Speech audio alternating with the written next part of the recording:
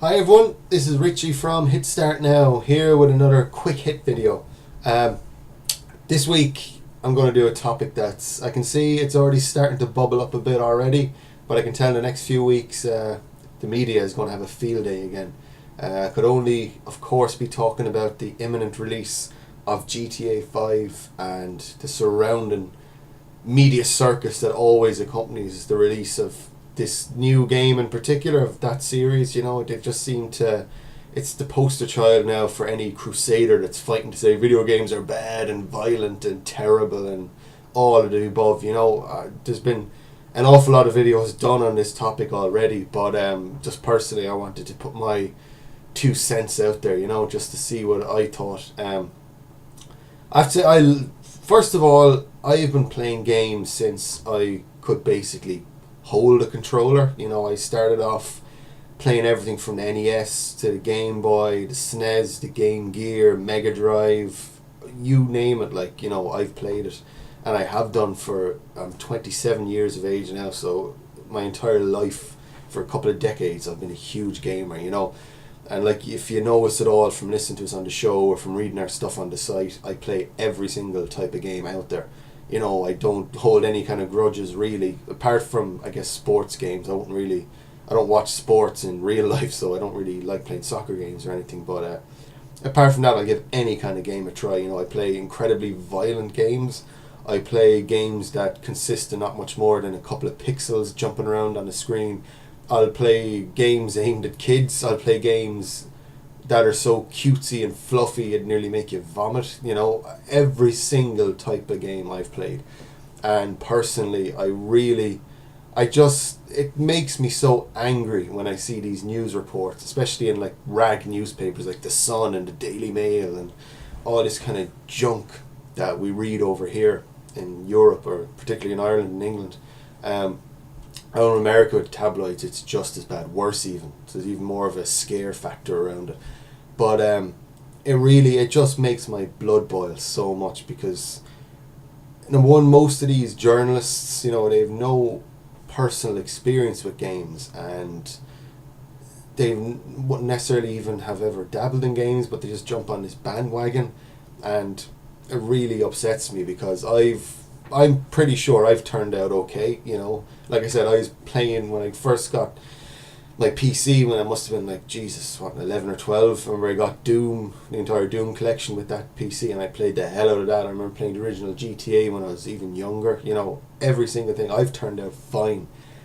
90% of the people I hang out with, the people I know, have grown up on games, and they're fine as well. You know, there's absolutely no correlation. It's down to parental control at the end of the day, and that's all it is. It was the same thing back in the 80s when you had these video nasties and Cannibal Holocaust and the likes of all these Hammer horror films and all that. You know, it was like, oh my god, the kids. Well, number one, the kids shouldn't even get their hands on this kind of material, like, you know.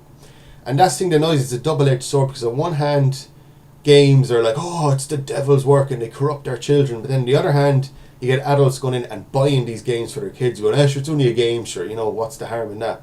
It's like people's heads are just, you know, it's such hypocrisy going on. It's, would you go in and buy your kid the Hostel box set or Nightmare on Elm Street? No, you wouldn't. So how come you see loads of parents going in with their kids picking up like GTA form and stuff? It's just, it has to be, the responsibility has to be on the parents at the end of the day, not on the game industry. The game industry is there, it has ratings, it has you know, a lot of effort gone in to kind of protect young people from this kind of adult content. So, you know, you can't blame the games industry. That's doing all it can. Even shops, you know, they're not allowed technically sell it to underage either, but then parents go around and break the rules, and it's like, Jesus. It's just, it just gets, really irritates me so much. And just, to be honest, the way games are sometimes not really respected as a proper entertainment medium as well. You know, this is obviously changing a lot lately. You know, games are becoming a lot more, the games industry, let's face it, is becoming a powerhouse. You know, makes more money than Hollywood and the music industry and everything combined, you know. But it does irk me sometimes how people still look at games as being for kids, or, oh, sure, that's no good, you know. It's or it's unhealthy because you're obsessed with a game. It's like, what's wrong with being, I'm not going to say obsessed with anything is bad, but like some people will look at someone who's really into a game, get immersed in that universe, they're like, oh Jesus, you know, there's something wrong with him, he's mental or whatever. But if you just think about how come people can escape into books and movies and TV shows, and you're just called a fan, then you're not like obsessive or there's something wrong with you. But with games, that stigma is still there. If you show any way more than the average level of interest for a game or a game series in particular, it's just you're looked at strangely by a lot of the mainstream media, which I said is changing, you know. But I think games really, they're coming into their own now, and they are starting to be respected a bit more, you know, because it's absolutely fantastic. It's great to be able to escape into a world, you know, and just forget about the mundane bits of day-to-day life and stuff as well. You know, I've had a lot of hard times in my life, and I've loved just escaping into games, particularly RPGs. It seems to be were my method of just chilling out for a while, probably because a lot of those games are so all engrossing. You're just stepping into the shoes of that player for a while, that character I should say, and you just forget about stuff for a while, you know. And I think games need to be looked at more in that regards as how they can actually help people.